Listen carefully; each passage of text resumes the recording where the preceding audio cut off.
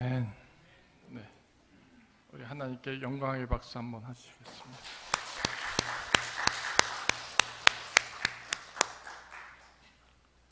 네, 사랑의 인사 나누시겠습니다. 주님의 사랑이 함께 하시기를 원합니다.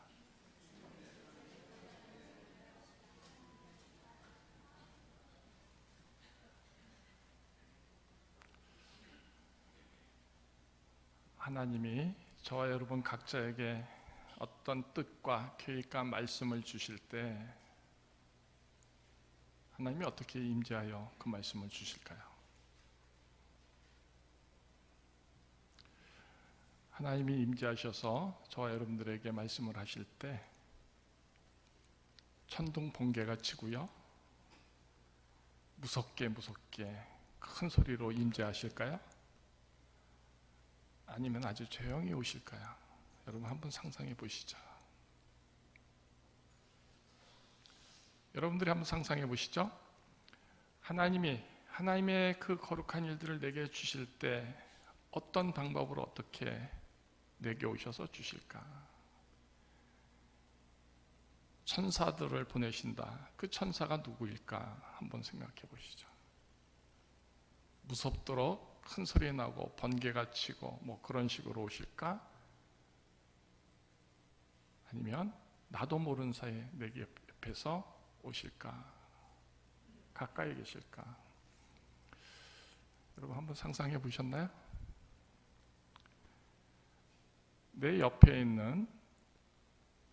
지금 내 옆에 있는 그 누군가가 때로는 천사로도 오시고요, 때로는 내 옆에 있는 그 누군가가 나를 넘어지고 실족케 하는 마귀의 모습으로도 온다. 그런 생각 해보셨나요? 한 번도 생각 안 해보셨어요? 네. 하나님의 거룩한 일들이 우리에게 세워지고 또 그 일을 이루도록 하나님이 축복하실 때 천사뿐만 아니라 하나님은 우리 주위에 있는 사람들도 이용하시고요, 또 때로는 우리가 읽는 말씀 속에서 그 말씀 속에 권능을 더하셔서 친히 말씀하시기도 합니다. 그래서 때로는 내 옆에 있는 그 사람 때문에 내가 은혜를 힘입고 주의 사랑의 그 귀한 은혜에 참으로 절대적인 구속함을 입는 경우도 있고요, 그 옆에 사람의 한마디 때문에 내가 넘어지고 실족하고 그런 경우도 있습니다. 네. 우리도 지금 시골에서 성공하려면 어디로 가라? 서울로 보내라. 그죠? 서울에 가면 그래도 나름대로 올해도 성공할 수 있다. 또 큰 역할을 하기 위해서도 서울로 가라. 그러면 이스라엘에게 있어서 예루살렘은요, 정말 내노라는 모든 사람들이 그 예루살렘에 있는 거 아닙니까?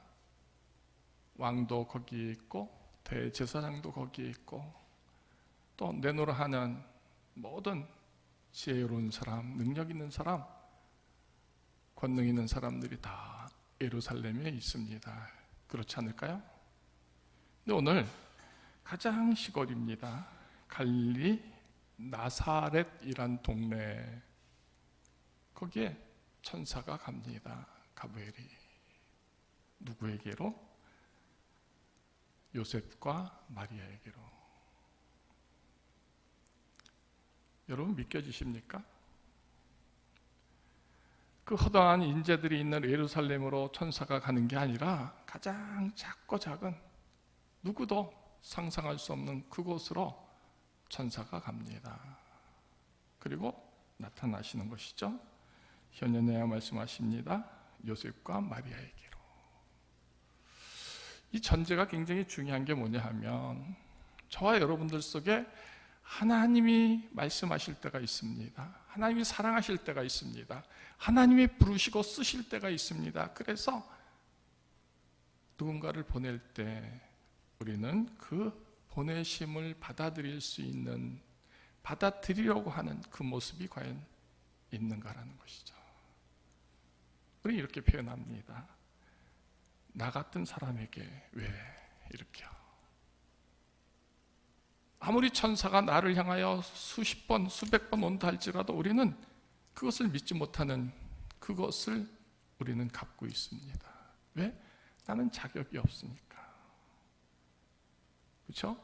목사님도 있고 장로님도 있고 권사님들도 있는데 특별히 믿음이 좋고 기도도 열심히 하는 훌륭한 그런 분들도 있는데 왜 그 일들이 내게서 세워져야 합니까? 이런 생각들을 우리는 늘 하죠. 그죠? 우리는 이미 나는 받을 수 없지만 그러나 누군가는 받을 수 있음에 대한 것들을 가정하고 또 신뢰하고 있다는 것이죠. 근데 그 일이 막상 내게 이루어진다면 나는 받아들이지 못하는 것이죠. 그렇지 않은가요?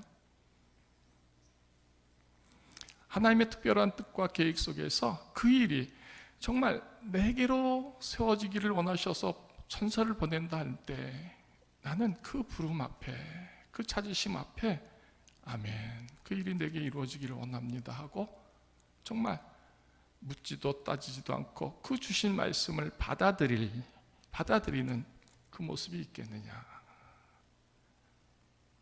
이 질문 앞에 우리는 다 그리 되지 못한다는 것을 우리 스스로가 고백할 겁니다.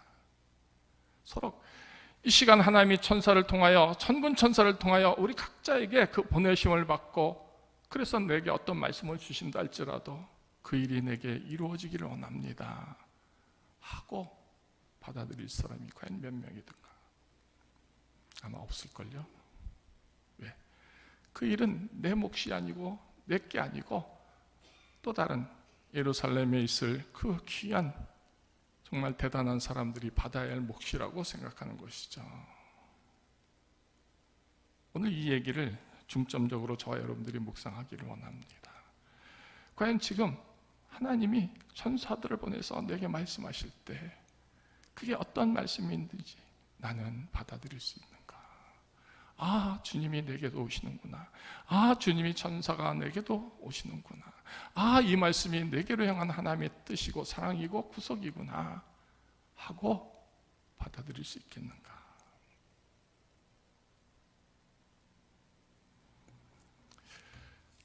네.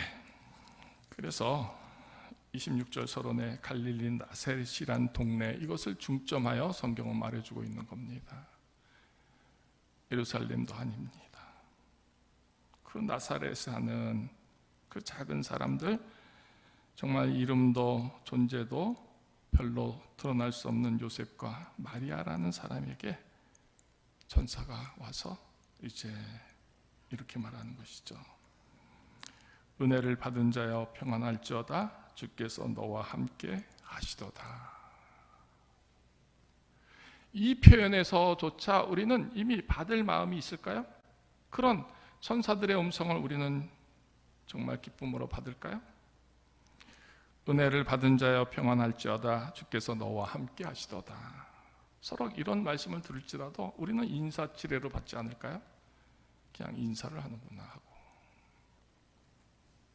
어떻습니까? 근데 29절, 처녀가 그 말을 듣고 놀라 이런 인사가 어찌함인가 했다라는 것이죠. 이런 인사가 어찌 됨인가? 은혜를 받은 자여 평안할지어다, 주께서 너와 함께 하시도다. 주께서 너와 함께 하시도다라는 이 인사가 내게 지금 들려지고 듣게 하시는 이유가 뭘까 하고 이 마리아가 생각하는 겁니다. 우리가 지금 매일 이렇게 주어진 성경을 읽잖아요. 이 말씀을 여러분들이 읽으면서 묵상할 때 이 말씀이 지금 내게 여기에 딱 걸리게 하신 이유가 뭘까? 이 말씀을 감동케 하신 이유가 뭘까? 이 말씀을 붙잡게 하시는 이유가 뭘까? 이상하구나 하고 느껴보신 적 있으세요? 그냥 인사일 수도 있습니다. 주께서 너와 함께 하시도다. 근데 마리아는 그 인사를 평범한 인사로 생각하지 않고 여기에 걸고 있는 겁니다. 이런 인사가 어디 있다? 이게 무슨 뜻일까? 하는 것이죠. 어쩌면 우리는 너무나 영이 굳어지고 둔해져서 아무리 그런 인사로 하나님이 내게로 함께 하시려고 할지라도 우리는 어쩌면 모르는 것 아닐까요? 깨어있고 또 열려진 영의 사람이라면 이 인사가 평범하지 않고 이 인사가 나에게 뭔가를 하나님이 말씀하시려고 하는 그런 뜻, 그런 계획들을 잡을 수 있어야 되는 것 아닐까라는 것이죠. 자, 분명히 처녀 마리아는 그 인사가 어찌 됨인가, 어찌 이런 인사를 하는가라고 생각했습니다. 얼마나 귀한 영이 열린 모습이겠는가라는 것이죠. 천사가 마리아에게 말합니다. 무서워하지 말라. 내가 하나님께 은혜를 입었느니라. 하나님께 은혜를 입었느니라.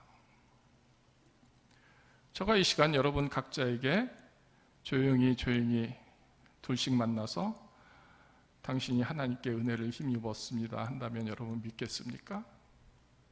하나도 믿을 사람이 없을걸요? 그죠?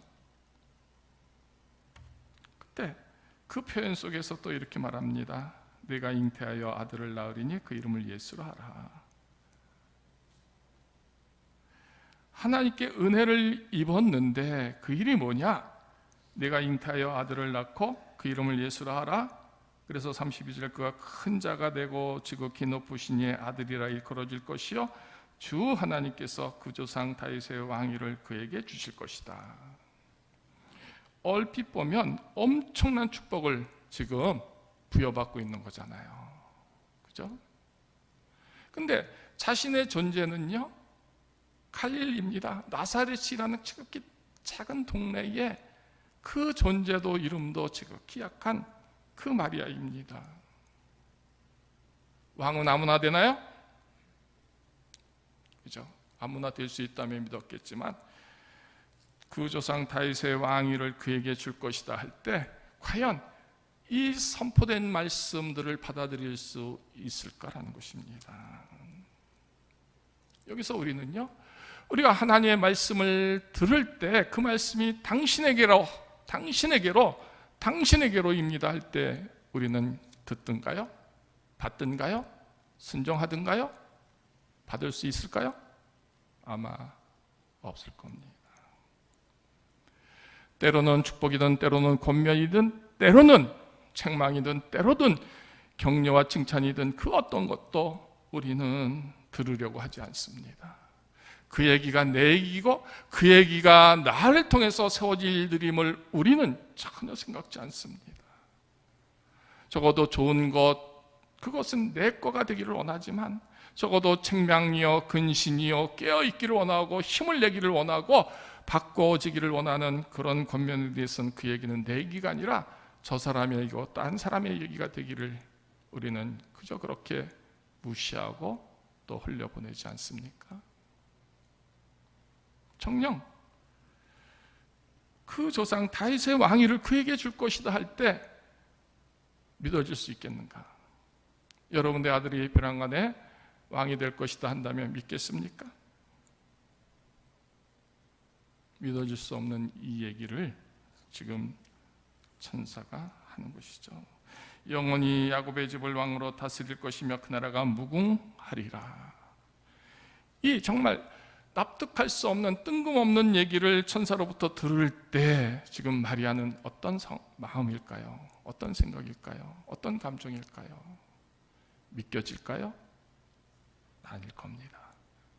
하나도 믿을 수 없는 얘기를 할 때 과연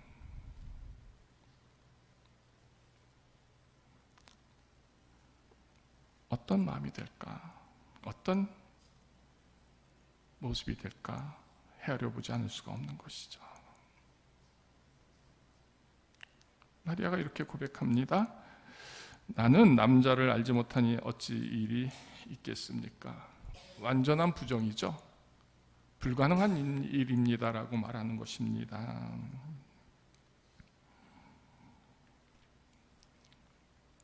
그랬더니 35절 천사가 이렇게 말합니다. 성령이 내게 임하시고 지극히 높으신 이의 능력이 너를 덮으시리니 이러므로 나실파 거룩한 이는 하나님의 아들이라 일컬어지리라.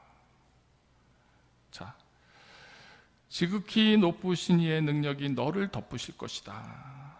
성령이 내게 임하실 것이다. 이 일로 이루어질 것이다라는 것이죠.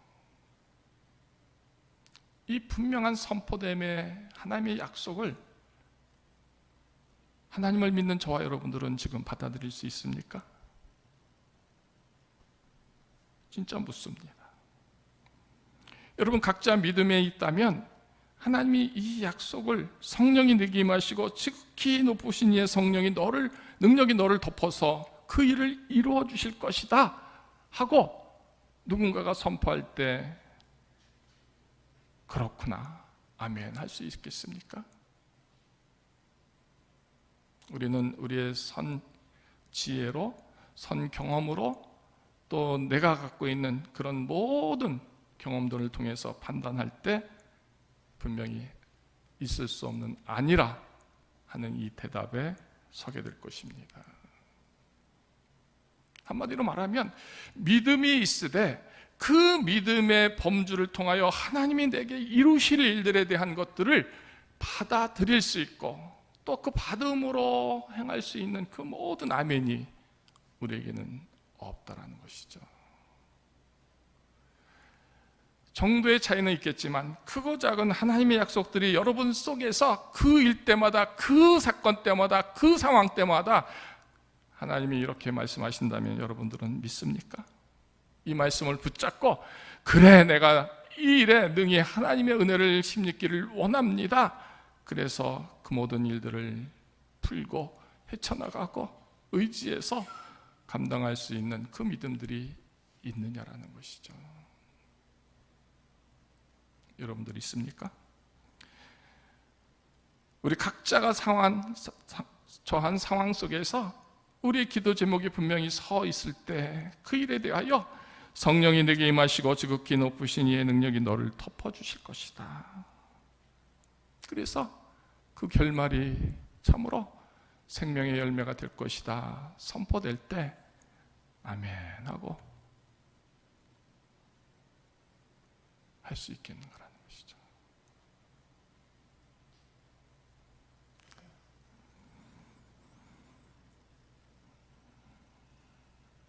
(36절에) 보라, 내 친족 엘리사벳도 늙어서 아들을 배었느니라. 볼에 임신하지 못한다고 알려진 이가 이미 6달이 되었나니. 36절에 굳이 엘리사벳에 대한 얘기를 이 천사가 말해줍니다. 그러니까 엘리사벳의 이 얘기를 하는 이유는 뭡니까? 마리아가 받아들이지 못하고 믿지 못하니까 이 얘기를 하는 것이죠. 이미 늙어서 임신하지 못했던 그가 임신해서 6개월이 되었으니 바로 이 일이 증거다라는 것이잖아요. 그래서 보면 39절에 마리아가 일어나 빨리 산골로 가서 유대 한 동네에 이르니 샤가랴의 집에 들어가 엘리사벳에게 문안했다. 이 말씀이 나옵니다. 확인하고 싶었던 것이죠. 왜? 나는 지금 믿음이 없습니다. 믿을 수가 없는 얘기를 천사가 하니까 받아들일 수가 없는 거잖아요. 그래서 확인하고 싶었던 것이잖아요. 하물며 그럼 우리들에게는 크고 작은 일들로 하나님이 말씀하실 때 그 말씀을 붙잡고 그 말씀이 이루어지는 것에 대하여 확신하고 그 말씀의 감격과 기쁨으로 그 열매가 내게서 분명히 하나님이 성령이 임하시고 하나님의 능력이 덮어주시니 이루어질 줄로 믿습니다 하는 이 진짜 담백하고 담대한 믿음, 그 고백을 우리가 하고 있는 거라는 것이죠.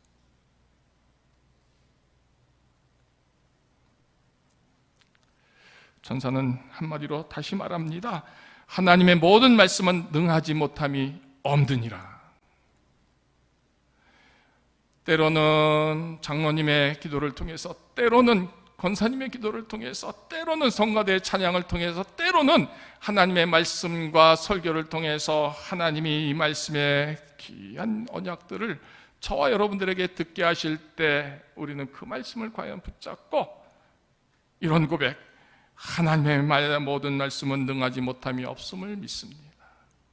오늘 그 찬송 속에서, 찬양 속에서 하나님이 나를 향하여 말씀하셨나이다. 오늘 그 장로님의 기도를 통해서, 우리 그 집사님의 기도를 통해서, 오늘 그 말씀의 제목을 통해서 하나님이 내게 말씀하셨나이다. 하나님은 분명히 그 모든 말씀을 내게 능히 이루게 하실 줄을 믿습니다 하는 그 고백을 과연 우리는 하고 있는 거라는 것이죠. 그래요. 갈릴리 나사렛 촌사람입니다. 뭐 대단한 것을 할 수 있겠습니까? 근데 하나님이 하시는 거잖아요. 하나님이 말씀하시는 거잖아요. 그가 큰 자가 되고 지극히 높으시니 아들이 될 것이고 그 조상 다윗의 왕위를 그에게 줄 것이다. 누가 하는 겁니까? 하나님이 하시는 것이죠. 하나님이. 오늘 저와 여러분들에게 이런 하나님이 하신 일들이 예비되어 있습니다. 우리는 믿지 못합니다. 신뢰하지 못합니다. 받아들일 수가 없지만 분명한 것은 이 마리아라고 하는 사람은 갈릴리 나사렛의 촌동네에 살던 지극히 작은 자였는데도 그 말씀이 그에게 임하셔서, 그에게 세워주셔서 그에게 하나님의 일들을 분명히 이루었다는 것입니다. 그렇다면 오늘 허다한 피조물 속에서 저와 여러분에게도 하나님은 이런 은혜를 주신다. 이런 귀하고 거룩한 일들을 세워주신다. 그래서 그 어떤 말씀 속에서 내게 천사처럼 약속할 때 우리는 그 약속을 과연 아멘 할 수 있겠는가라는 것입니다.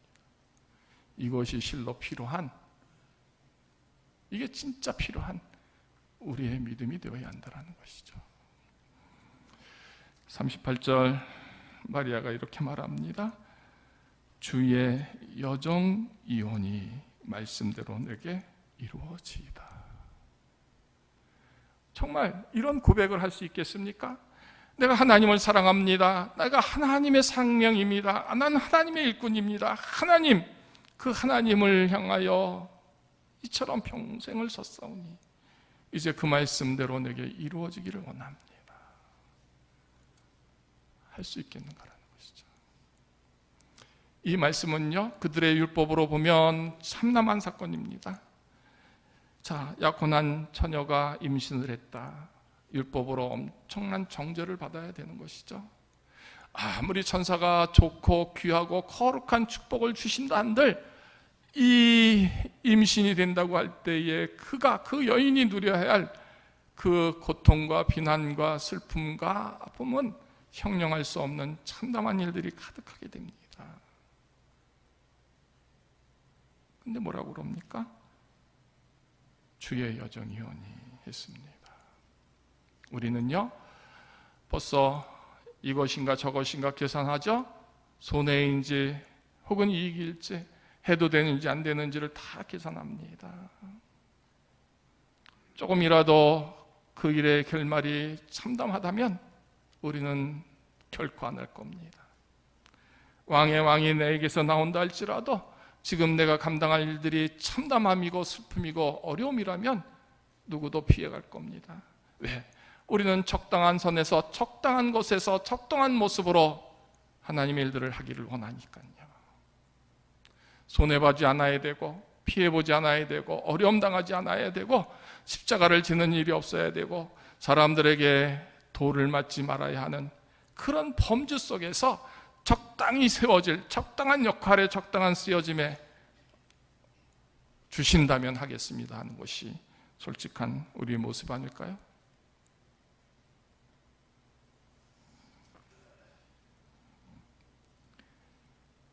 그러나 마리아는 그 작은 마을에, 작은 동네에 살았는데도 어쩜 그렇게 믿음이 있었는지 이 모든 것에서 이렇게 고백합니다. 주의 여정이오니 말씀대로 내게 이루어지이다.